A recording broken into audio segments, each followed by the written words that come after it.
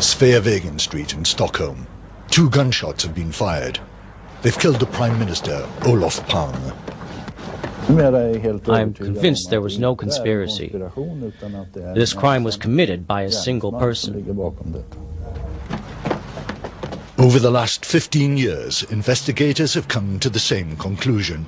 But have there been mistakes in their inquiries?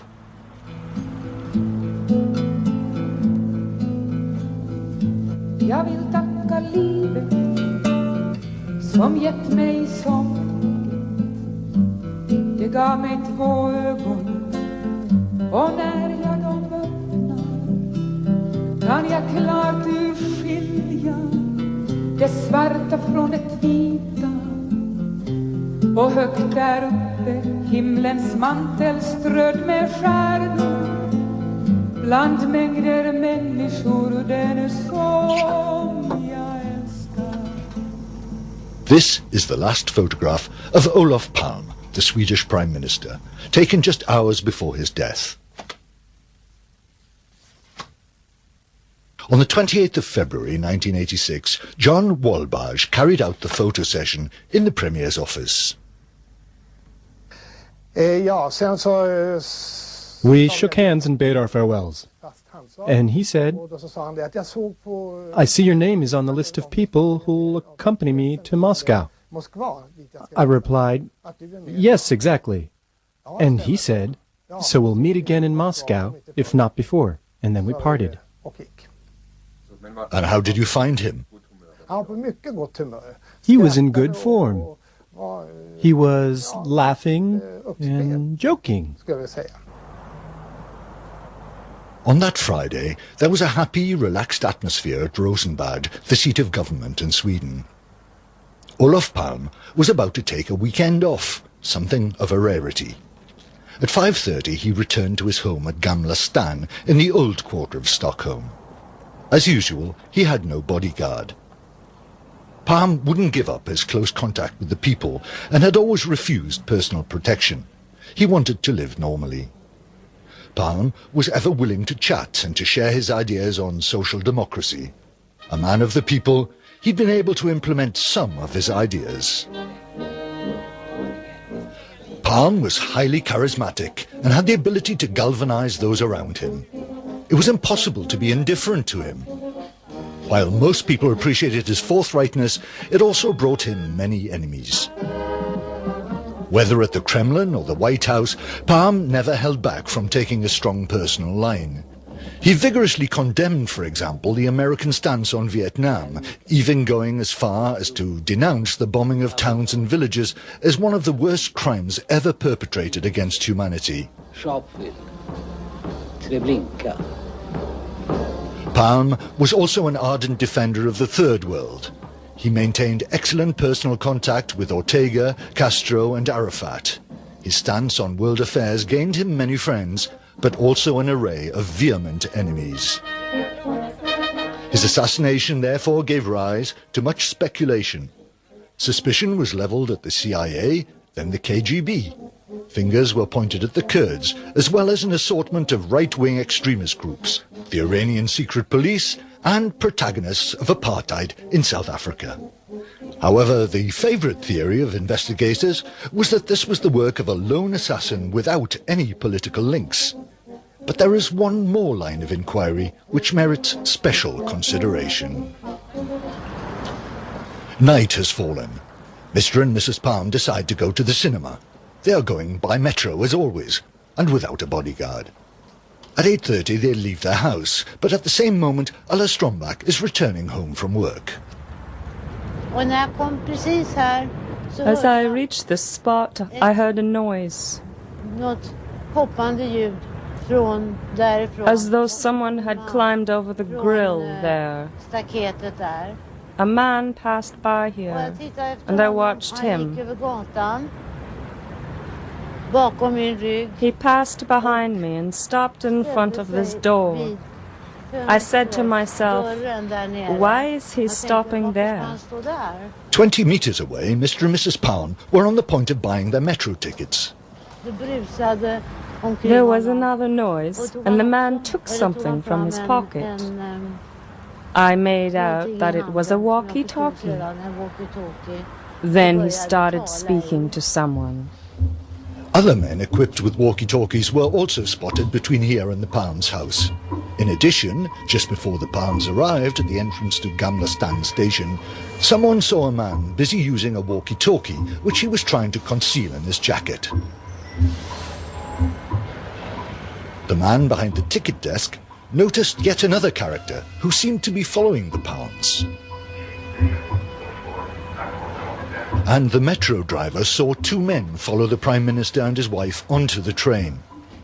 So by the time the train left the station, 9 unusual occurrences had been noted by various witnesses.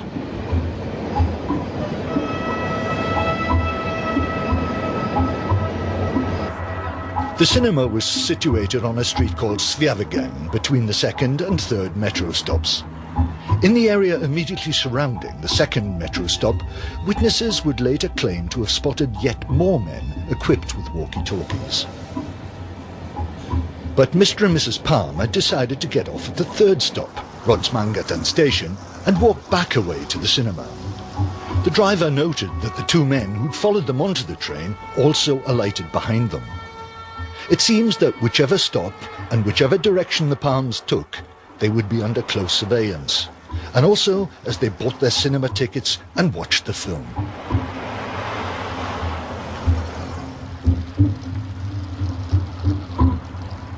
The film finished at 11:10, and the Palmes decided to walk home.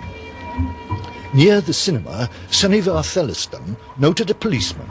She thought it strange that he was not using his normal police handset, but a walkie-talkie. So she took note of the police car's registration, remembering only the last 3 numbers, 520. She heard the policeman say, "Okay, on this side." Then the patrol car sped off.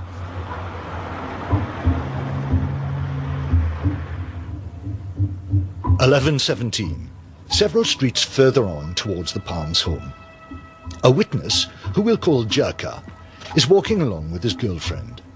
He spots a familiar face on the other side of the road, just by the gates of a cemetery. It is a local policeman, Thomas Lind. This is a reenactment. Lind is closely observing the street corner, walkie-talkie in hand. Mr. and Mrs. Palme pass by him at precisely 11:18. Then the couple cross the road because Mrs. Palme wants to look into a shop window. 200 meters away, another witness, Christian, is also on his way home. He notices 2 men, again with walkie-talkies, hanging around in front of an empty shop. This is unusual, and Christian is a little afraid because no one else is about. Later, he reports what he has seen to the police. He wasn't aware at the time that one of these men was a policeman himself. Soon afterwards, Christian starts to receive threatening phone calls. 11:20. The Palmes continue on their way along Sveavägen Street. These are the last few meters that Olaf Palme will ever walk. At the corner of Tunnelgatan, he passes Dekorima, a store which sells paint.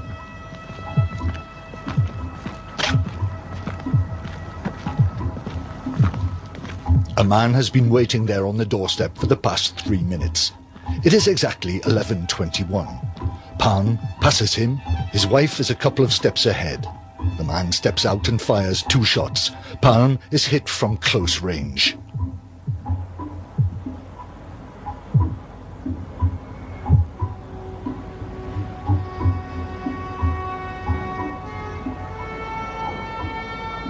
Olaf Palme dies instantly. My name is Gösta Söderström. I was a policeman, but I've taken retirement. I was still in service when Olaf Palme was assassinated. My patrol car was parked there, and Olaf Palme was struck down here.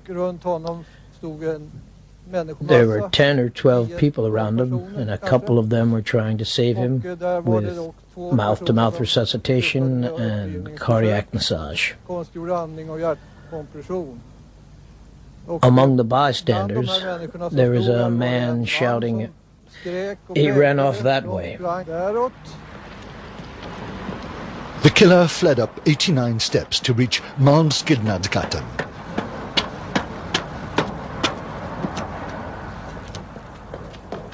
One of the witnesses sets off in pursuit, but he loses the trail of the man on David Begara's gata.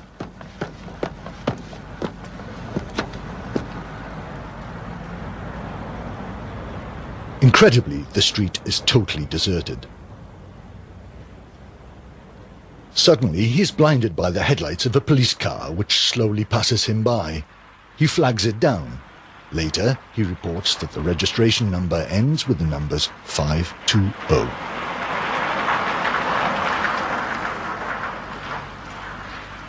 Three minutes after the shots were fired, press photographer Akke Malmström spends his nights monitoring the police communications waveband so he can race to the scene if anything newsworthy happens. On his radio scanner, he intercepts a conversation taking place on walkie-talkies.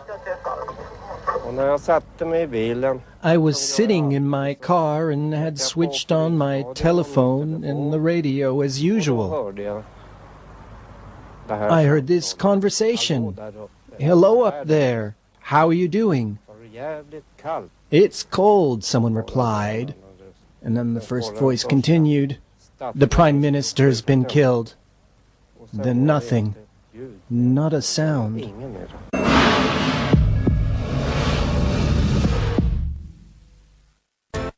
Radio communications play an important part in the events of that night. So many men with walkie-talkies, two of whom were in full sight of the crime scene. From the moment that Olaf Palme left the cinema, more than a dozen men were seen hanging around, sending radio messages.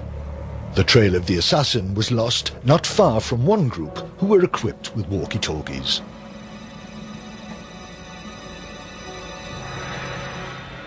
It is 11:25. 500 meters from the place where Olaf Palme's body lies sprawled on the pavement, a number 43 bus approaches the stop at Eriksbergsgatan. Two men, agitated and out of breath, are waiting for it. Their behavior is strange. Later, the bus driver and two of the passengers identify them. They are Thomas Lind and Niels Holm. Thomas Lind was the police officer who'd been spotted 7 minutes earlier by the cemetery. Niels Holm was also a policeman. The two had been part of a special squad which handled petty crime. The squad was nicknamed the Baseball League, and the majority of its members were linked to the extreme right. Lind and Holm had been accused of police brutality time and again, but none of the incidents were followed up in spite of enormous public outrage against the activities of the Baseball League.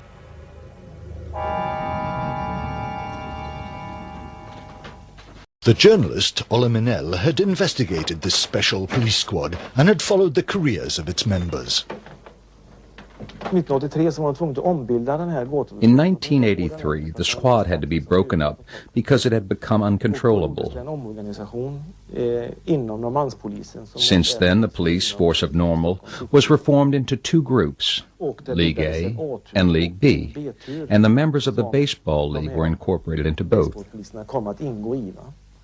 Normal Police is an important division in Stockholm. It's based in the Normal district close to the seat of government. Several officers who have sympathies with the extreme right are part of this division.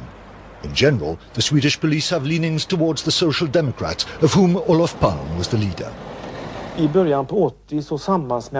At the beginning of the 80s, the extremists of the right in the police force tended to be the youngest and the most brutal.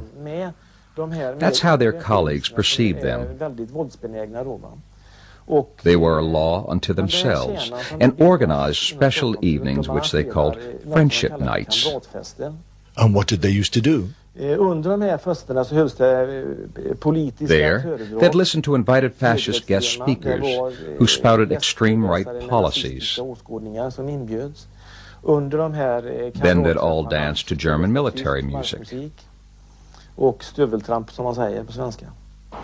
They even adopted the Hitler salute. Only hours after the assassination, League A of the Normal Police held such an evening. According to several witnesses, the officer who presided even proposed a toast to the murder of Palme, and nobody raised objections. Obliged to explain, this chief said that in his way he had been paying tribute to the good work of his men on the night of the murder. Because this was an evening held in private, no inquiry was ever carried out on this chief or his associates. The day of the killing, Hans Holmer, Stockholm's overall police chief, took charge of the murder inquiry. This was the same man who had created the Baseball League and who'd been proud of the squad's work.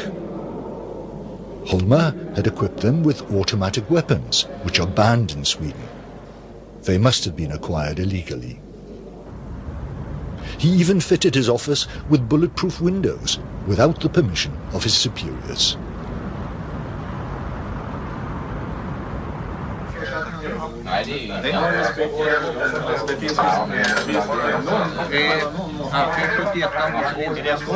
Holmer obtained the windows, the weapons, and a large stock of walkie-talkies from a certain P.J. Karlström, a former police officer, a man of the extreme right who'd become an arms dealer. There are many photographs in existence which show him executing the Hitler salute, some taken in front of the Brandenburg Gate in Berlin. In his arsenal, the same type of bullets which killed Palme could be found. Karlström had been in hospital after an appendicitis operation, but signed himself out on the day of the murder against the advice of his doctor.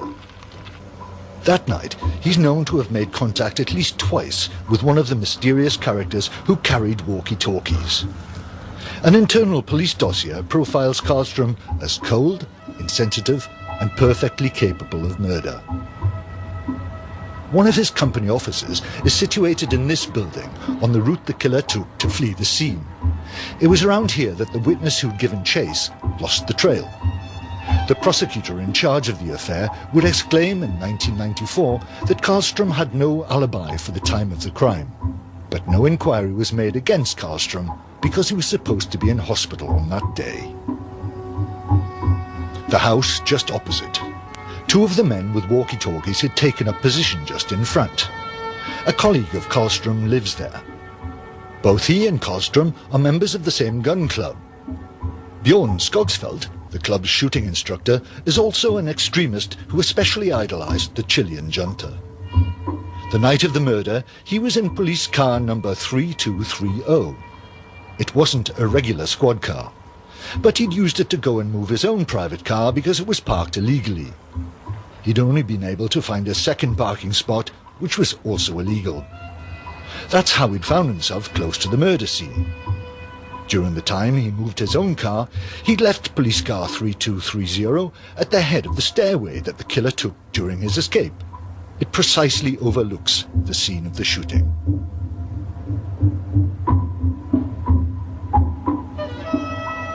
And it's exactly where Skogsfeldt's personal car was parked that the witness in pursuit saw the fleeing killer for the last time. At the moment the shots were fired, Skogsfeldt got into the police car and drove off. The circumstances surrounding the bullets which killed Olaf Palme are equally strange. One of them wasn't found until 37 hours after the murder, yet it was only 4 meters away from where Palme had fallen. The second bullet was found immediately and was taken as evidence by one of the investigating policemen. Both bullets had been cleaned before being finally presented to the laboratory. This is the information sheet put out by the head of the police inquiry. It reads 2323, the first alert. 10 seconds later, the first squad car arrives on the scene. This is in total contradiction with the witness statement given by Leif Lundqvist.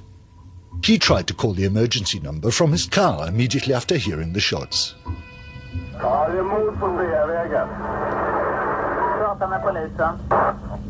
Mord på Sveavägen. 23. Lundqvist was put on hold for 80 seconds. When an officer finally responded, the line was cut, apparently by a third person. Hallå? The office of the head of police communications is in the same building as that of the arms dealer Karlstrom. There are photographs of this police communications chief also making the Hitler salute, and he's also a member of the same shooting club. Hans Zetterlund was on duty at the police radio communication center. This is unusual. Normally, he's on patrol in vehicle 3230, the same car that was parked on the killer's getaway route just before the murder. He too is a member of the gun club. Emergency calls take priority over all others, but Zetterlund doesn't take this into account. He replies to a call from a taxi rank rather than calls from the murder scene. When the taxi driver reports gunshots, Zetterlund hangs up.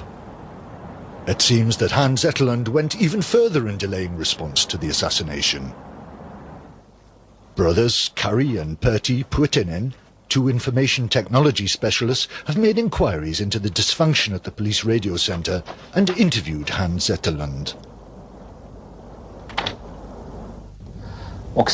He didn't even call an ambulance, although he knew that a man had been shot down. He didn't report the incident as the rules require. Equally, he didn't inform the superior officer in charge that evening. The emergency services were astounded that the police hadn't called an ambulance to the scene. Their call was recorded. You're not aware of what happened? Reply, no, we haven't received any calls. That call was made 2 minutes after the police are known to have arrived on the scene. The lack of police response was astounding.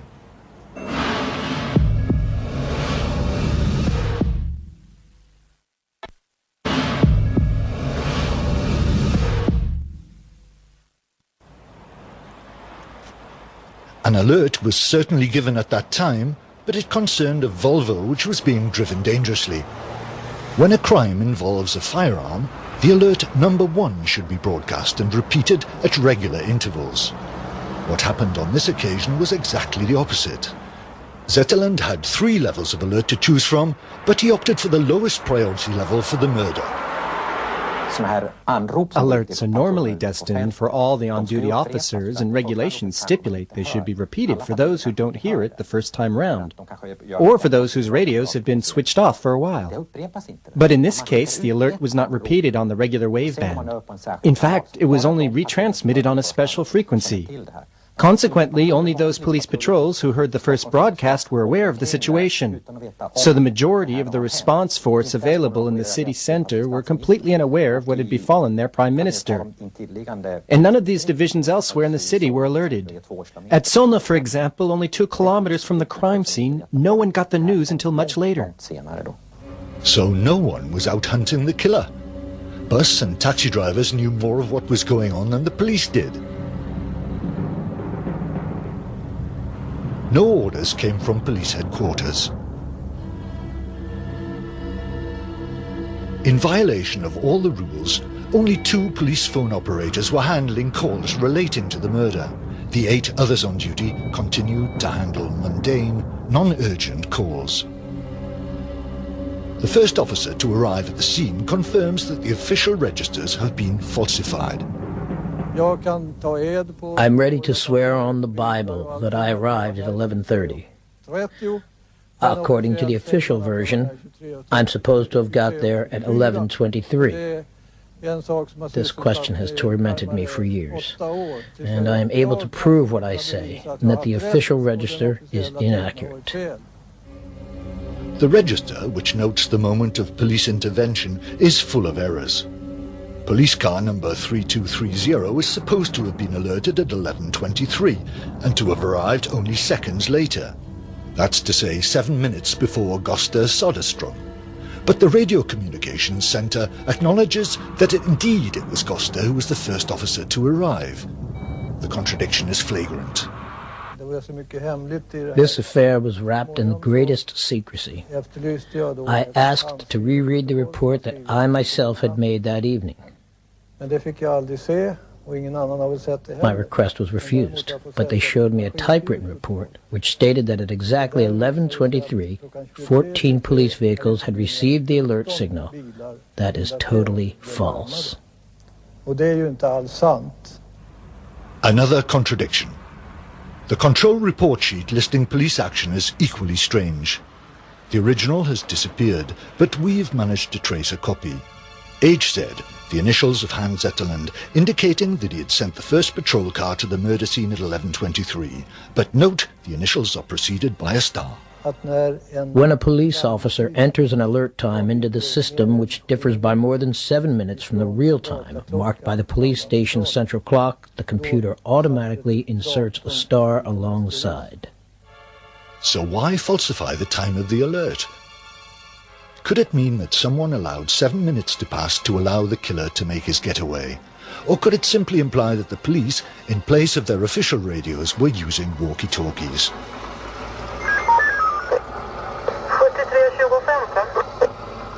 It was on the walkie-talkie channel that photographer Ake Malmström heard about the murder of the Prime Minister. It proves that at least one official police message was passed by walkie-talkie. To this day, no one's been able to establish who made that call.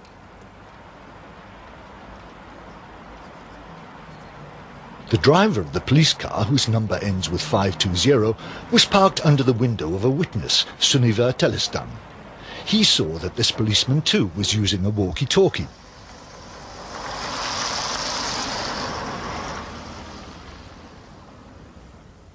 The registration number of the car was finally certified to be 1520, the same car which was stopped by the witness who'd pursued the killer.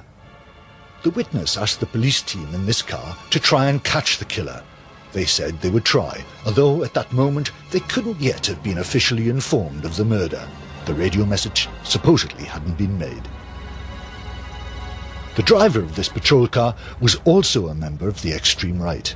At no time were the police to interview the many witnesses who were around.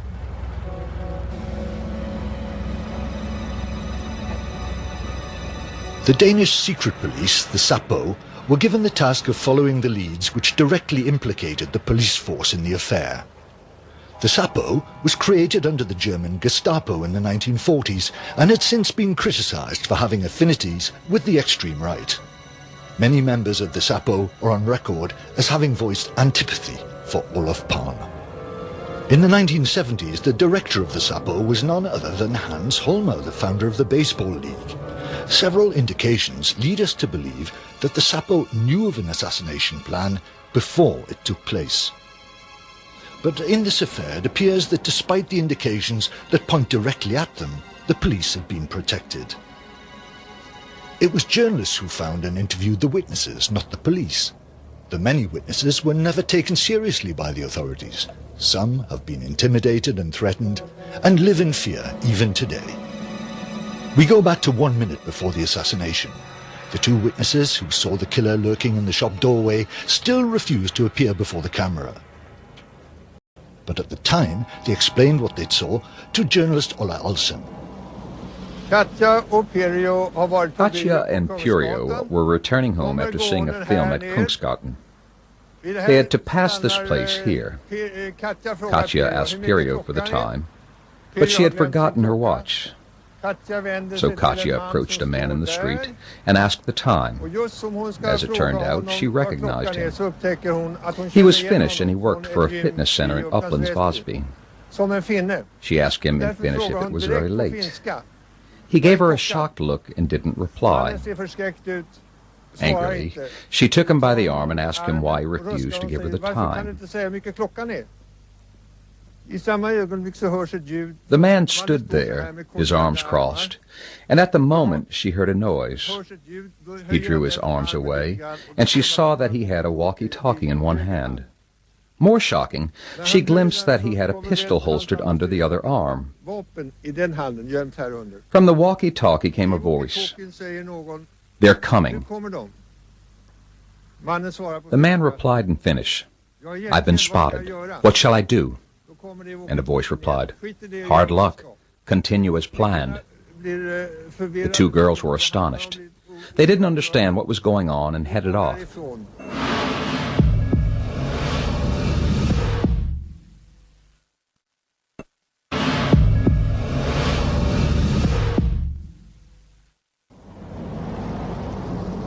Who was the man with a Finnish accent who'd spoken into the walkie-talkie? Katja and Pirjo were just 2 blocks further on when they heard the gunshots. They looked back, but saw nothing. Frightened, they ran to the nearest metro station. They returned home to the Uplands Vosby district, and the following morning they heard on the radio what had happened to the Prime Minister.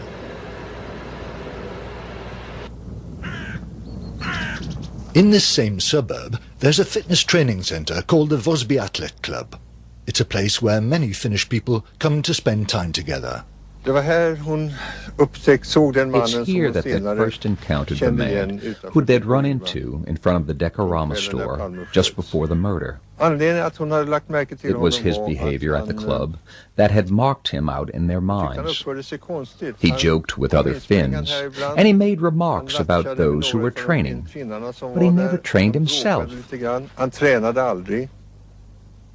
Katja still remembers the racist remarks which he was in the habit of making, but she cannot or will not give his name. But he was well known at the sports club.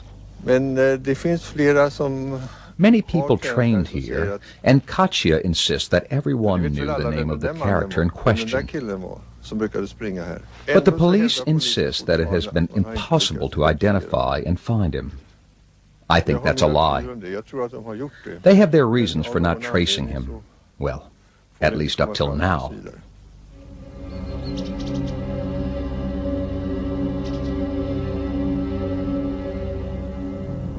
For years, Hans Olverbro has been in charge of the murder inquiry. 9 years. From the beginning, his position was the following.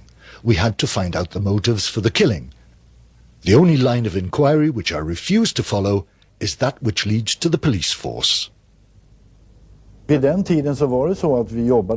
the time, we conducted our inquiries completely objectively, and we have made enough progress to be able to assure you that there was no conspiracy. If you talk about the police inquiries, well, there's always a public aversion to what the police do. All the accusations have no substance. They have nothing to do with the reality. If that's the case, how can the strange behavior of the patrolling police be explained, and the falsification of police documents? My job is not to make inquiries about the police force. It is to arrest the killer of Olaf Palme. But has no inquiry ever linked the assassination to the police force? Sweden is a great democracy, and so we have a democratic and efficient police force. Half the police officers are social democrats. Do you really believe us capable as Democrats of killing our own Prime Minister? We are there to protect our citizens. One of the main members of the investigation team is also a member of the shooting club. Hans Holmer is a social democrat who seems to get on very well with the right-wing extremists. On the night of the murder, Hans Holmer says he was here in the town of Borlänge, which is about 200 kilometers from Stockholm, staying in this hotel. But is it true? In 1990, the hotel receptionist received an order. Don't talk to people who ask questions about this. The journalist Sven Anna, who's written 5 books on the death of Palme, spoke to her before she received the order not to talk. I came here in the autumn of 1987 and made inquiries in all the hotels. Hans Holmer didn't spend the night in any of them.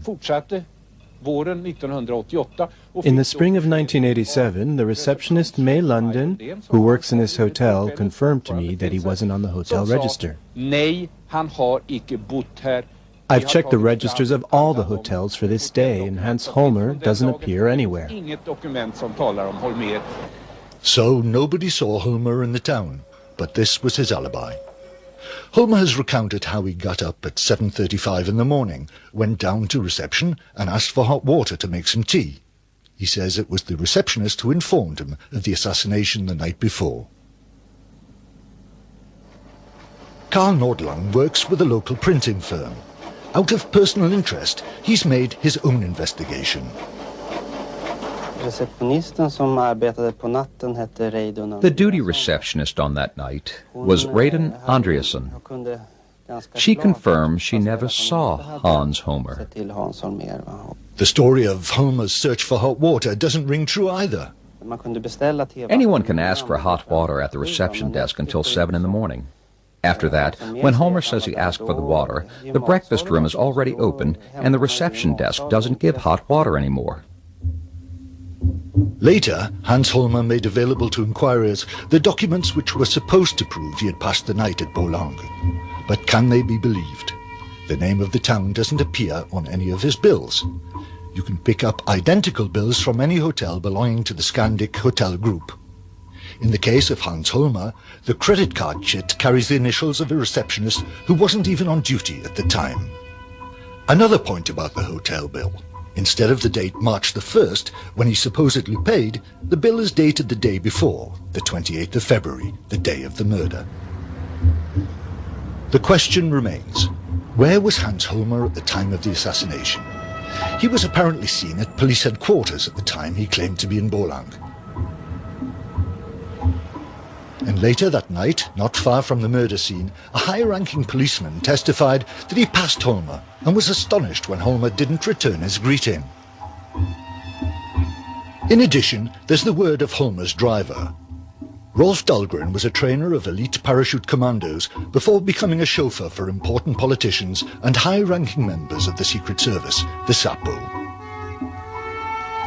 Rolf Dahlgren died in May 1994, but his companion Lilian Folt was also a member of the police force. Här är han, I Skellefteå.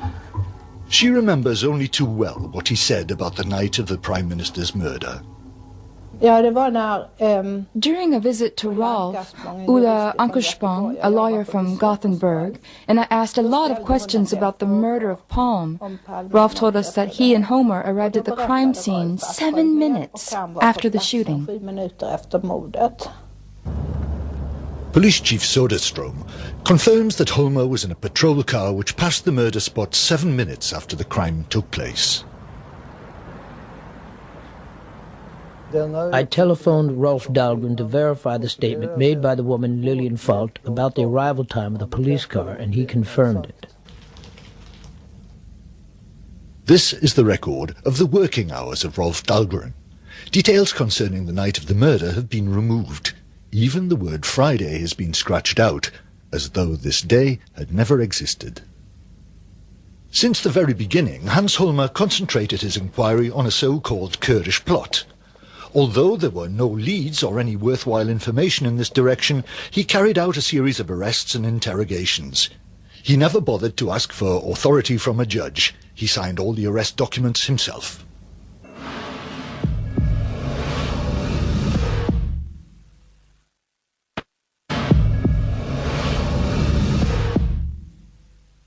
The rise of Hans Holmer in the police force had depended on his connections with the Social Democrat Party. It would have been impossible without the heavy political backup of the party leaders. The relationship between the leaders of the Social Democrats and the security forces was always rather special. After the death of Palme, the new government leader Ingvar Carlsson also backed Holmer, at least at the very beginning. But when Holmer realized that his theory about a Kurdish plot wasn't holding any water, he was forced to resign. Since then, the idea of a crazed lone killer has become the official line. Any question of police involvement remains completely taboo. So why should anybody be afraid of an exhaustive inquiry into the behavior of the security forces? It seems that there is a general fear that the naming of the real culprits of the murder of Olaf Palme could overturn the very foundations of Swedish society. Even the media haven't taken it upon themselves to delve further, with a singular exception, a TV program fronted by Lars Bonnias. He inquired exhaustively into the death of Palme. So why has the evident line of inquiry towards police involvement been so taboo? That's a difficult question. Traditionally, media reports which concern crimes are made hand in hand with the police. We show what the police are doing, but we never criticize the police. So the press never explored the trail which might have led them to the police. Politicians, too, never probed too deeply. Only one isolated voice, that of the former Minister of Finance, Kjell Olof Feldt, was raised in the midst of a troubling silence. Disconcerted, in August 1995, he said that a possible police role in the killing should be taken seriously. There was no official reaction, but the events which followed were strange. The night after he intervened, two men were spotted on the roof of the home of the new Prime Minister, Ingvar Carlsson, directly above his bedroom. Is it coincidence that a new sport was launched that very night, mountaineering up the facades of people's houses?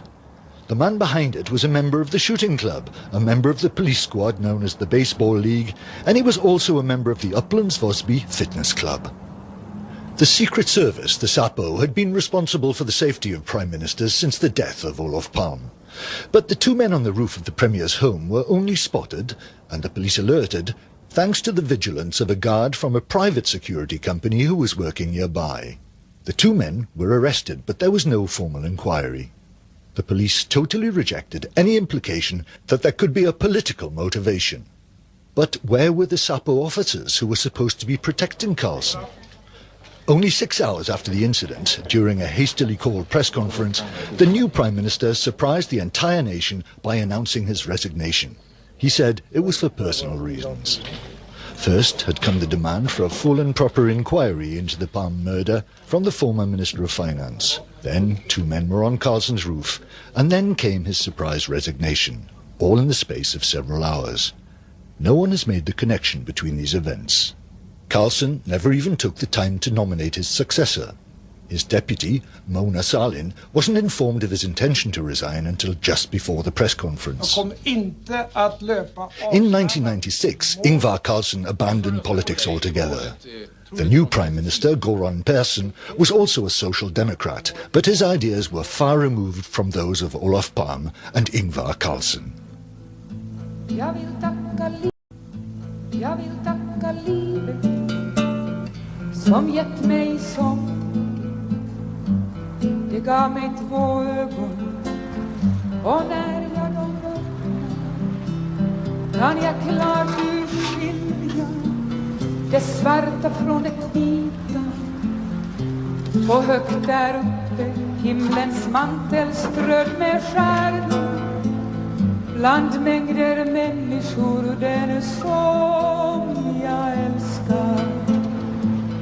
In June 1999, a report was published which gave the findings of a commission aided by top-level analysts who'd been charged with inquiring into a possible police link in Palme's murder. Their work had taken years. But the report arrived at no concrete results and shed no light on the errors committed in the Palme affair. The track towards the police had not finally been followed up. No witnesses were questioned. However, their integrity was placed in doubt. No police officer was interviewed, but their integrity was never questioned. That is hardly surprising. It was the police themselves that selected the documents which were presented to the Commission. This report is today gathering dust on the shelves of the Ministry of Justice. No one has taken further interest. And in 2011 comes the legal point in time when all inquiries must stop. On the 10th of September 2003, another popular politician, the Minister of Foreign Affairs, was stabbed to death by a deranged assassin. Anna Lindh was shopping at a Stockholm department store when the killer jumped out at her. In this affair, however, no apparent conspiracy made the mourning of her followers harder to bear.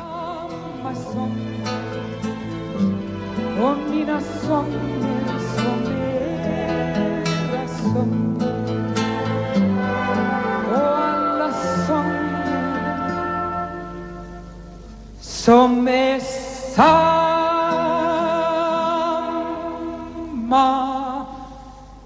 sånger